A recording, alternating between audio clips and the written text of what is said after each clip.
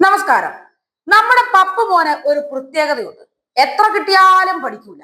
ഇക്കണക്കിനാ പോക്കെങ്കിൽ രാജ്യത്തിന്റെ പ്രതിപക്ഷ നേതാവിന്റെ ജീവിതം കോടതി കയറി തീരുമെന്നാണ് തോന്നുന്നത്. അല്ലെങ്കിലും രാജ്യത്തോട് യുദ്ധം ചെയ്യുന്ന രാഹുൽ ഗാന്ധിക്ക് എന്ത് രാജ്യസ്നേഹം, എന്ത് സൈനികർ. സൈന്യത്തിനെതിരെ അപകീർത്തികരമായ പരാമർശം നടത്തിയെന്ന കേസിൽ ചുമ്മാ കോടതിയിൽ നിന്ന് സമൻസ് കിട്ടിയിരിക്കുകയാണ്. ഉത്തർപ്രദേശ് ലക്നൗ കോടതിയുടേതാണ് സമൻസ്.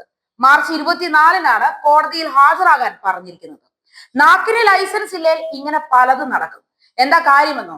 ആളുകളെ കുപ്പിയിലാക്കുന്നതിന് വേണ്ടി നടത്തിയ ഭാരത് ജോഡോ യാത്രക്കിടെ വായിൽ കൊള്ളാത്ത ചില വർത്തമാനങ്ങൾ പപ്പുമോന്റെ വായിൽ നിന്നും വീണിരുന്നു.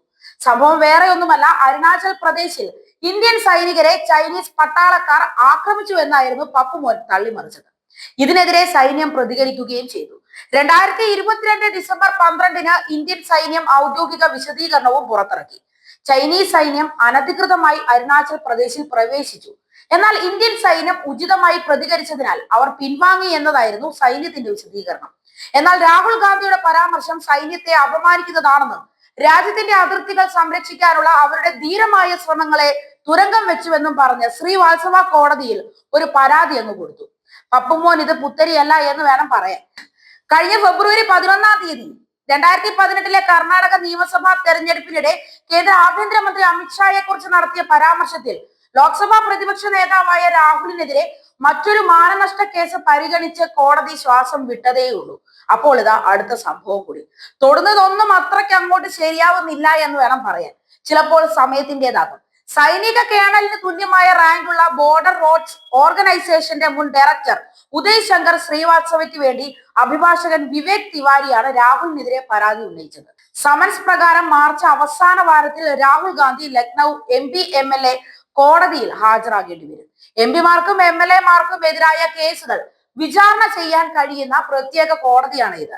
രാഹുലിന്റെ ഈ ഒരു വിമർശനം രാജ്യത്തിന്റെ പല കോണുകളിൽ നിന്നും രൂക്ഷ വിമർശനത്തിന് ഇടയാക്കുകയും വലിയ രാഷ്ട്രീയ വിവാദത്തിന് വഴിവെക്കുകയും ചെയ്തിരുന്നു.